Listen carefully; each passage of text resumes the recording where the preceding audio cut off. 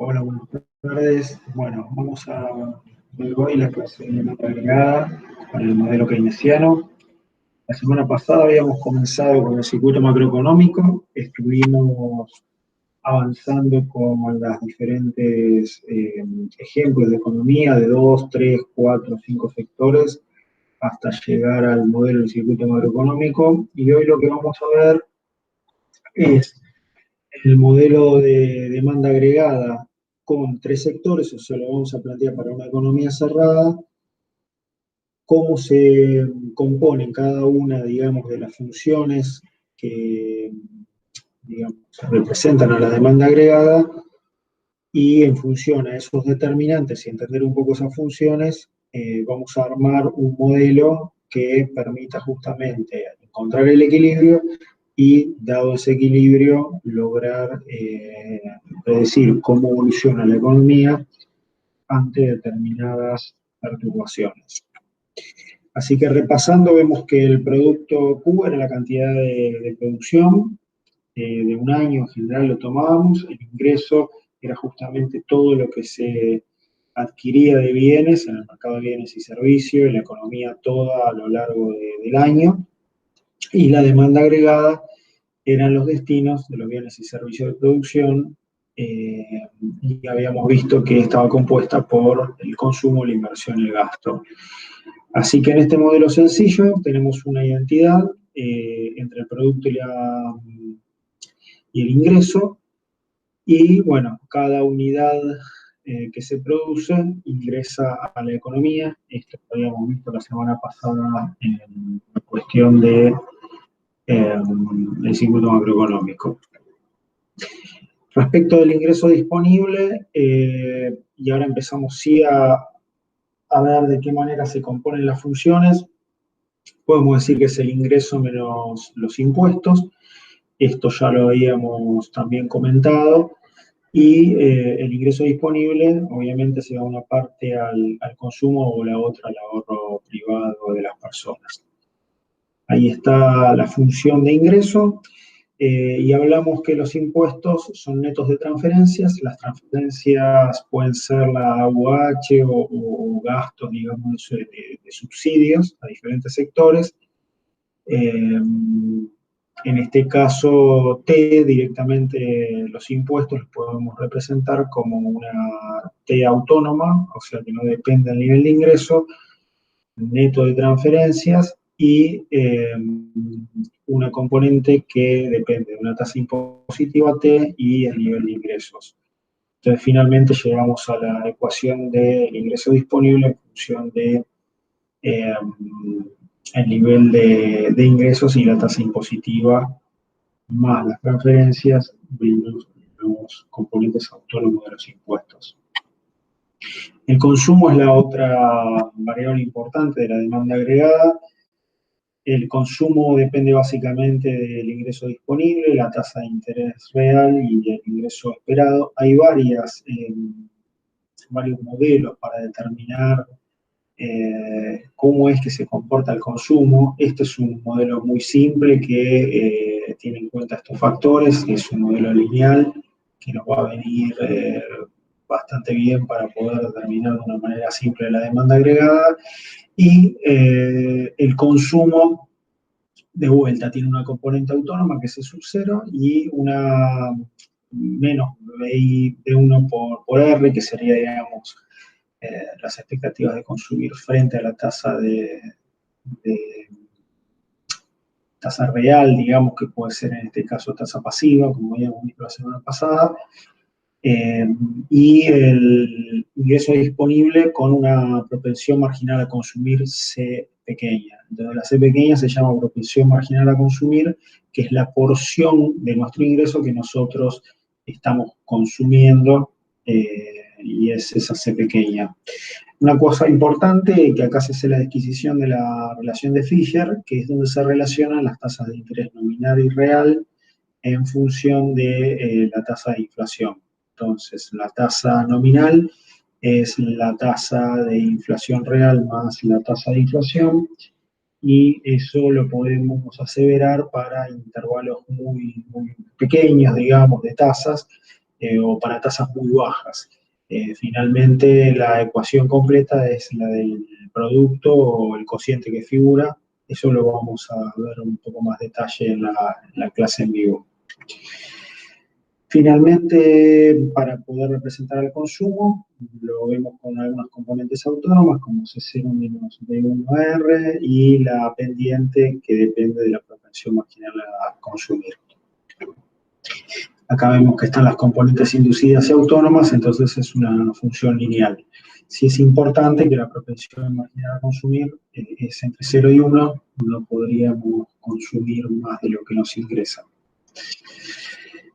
Bueno, acá es muy importante que detecten cuáles son los diferentes comportamientos del consumo en función, digamos, de haber reemplazado al ingreso disponible por justamente sus componentes autónomas y la tasa impositiva, digamos, multiplicada por el ingreso.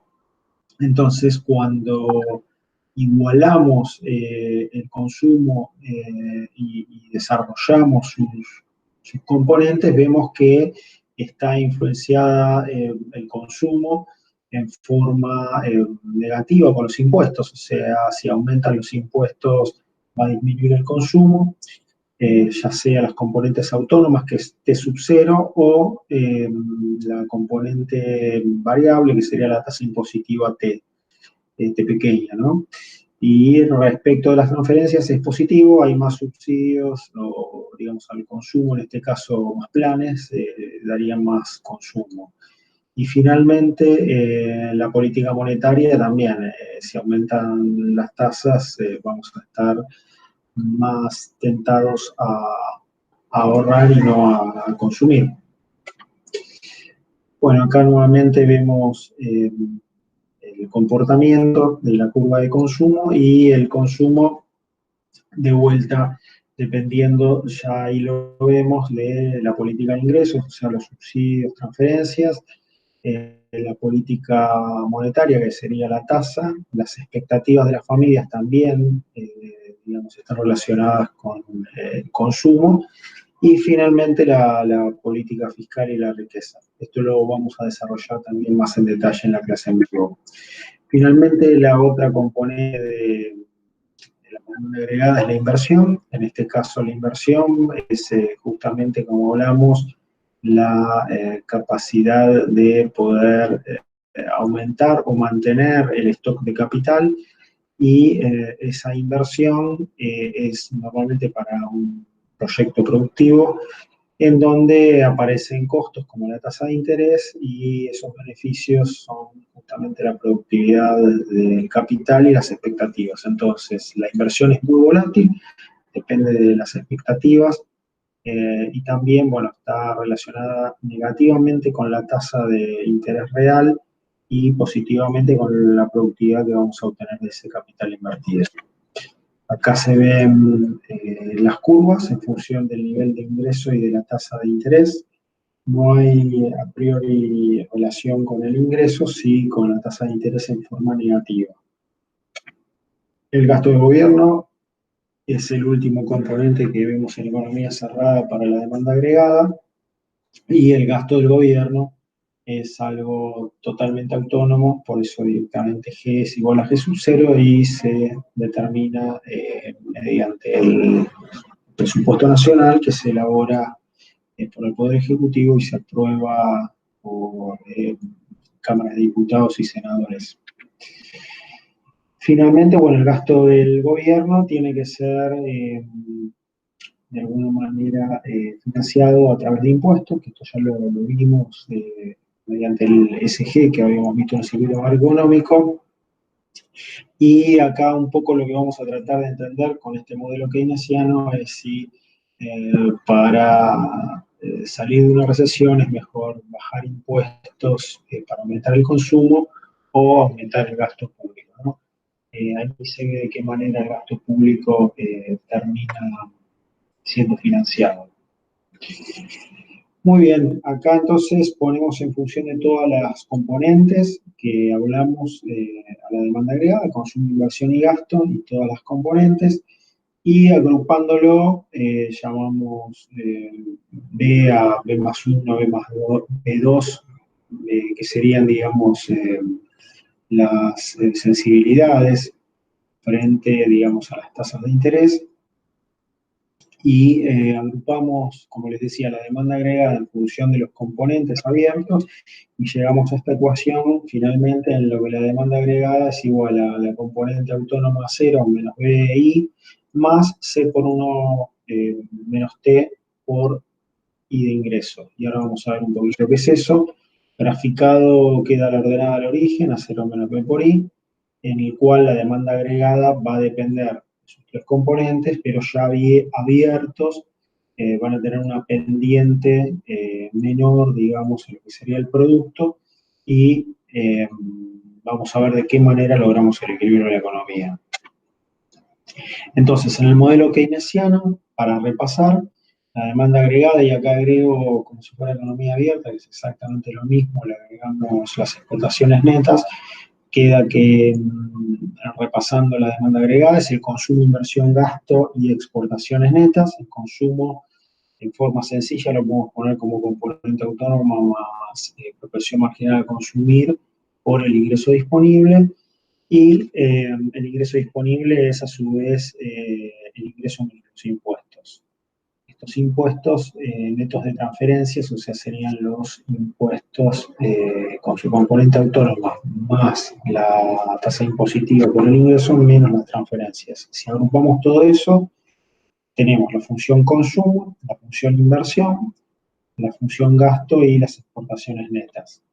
Graficando todo queda este modelo en el cual juntamos la producción o producto Q, que tiene justamente pendiente de 45 grados, porque todo lo que se produce es igual al ingreso, y después, en el caso del consumo, eh, la pendiente, digamos, de la recta roja, que tendría justamente esa pendiente menor a la de Q.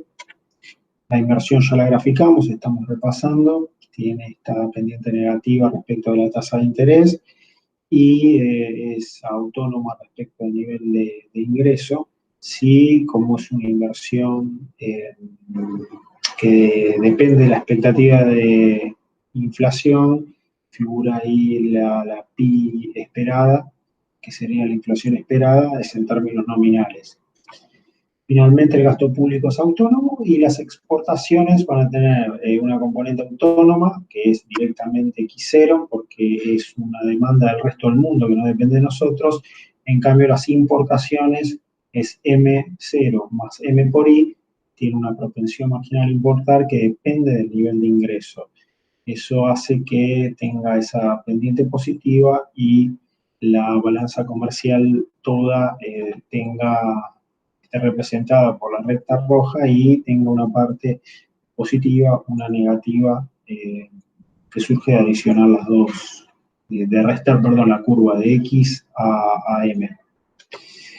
Bueno, finalmente acá aparece todo junto, donde tenemos la demanda agregada en función del ingreso, y también el producto que era igual al ingreso. Entonces ambas superpuestas dan un punto de equilibrio E, donde surge de reemplazar la demanda agregada por el I de equilibrio, y llegamos a la ecuación en donde el ingreso de equilibrio es igual a alfa por A0 menos B por I. Entonces ahí podemos decir que la economía alcanza el equilibrio, y lo que vemos luego son perturbaciones por sobre este punto de equilibrio. En la zona derecha del punto de equilibrio tenemos una producción mayor a la demanda agregada, con lo cual hay stocks sobrantes, y en el lado izquierdo, digamos, hay lo que se llama vaciamiento o exceso de demanda respecto de la producción. Y las perturbaciones pueden ser de dos tipos, lo vemos acá, donde podemos tener variaciones del nivel de actividad a través de las componentes autónomas, en cuyo caso se desplaza de manera paralela la curva de demanda agregada, o eventualmente un cambio de la pendiente mediante el cambio de los componentes del alfa, que serían la tasa impositiva o la propensión marginal a consumir. Con esto lo vamos a ver en más detalle. Con esto tenemos un pantallazo para poder arrancar la próxima clase y a partir de ahí vamos a desarrollar más en detalle con sus consultas. Muchas gracias.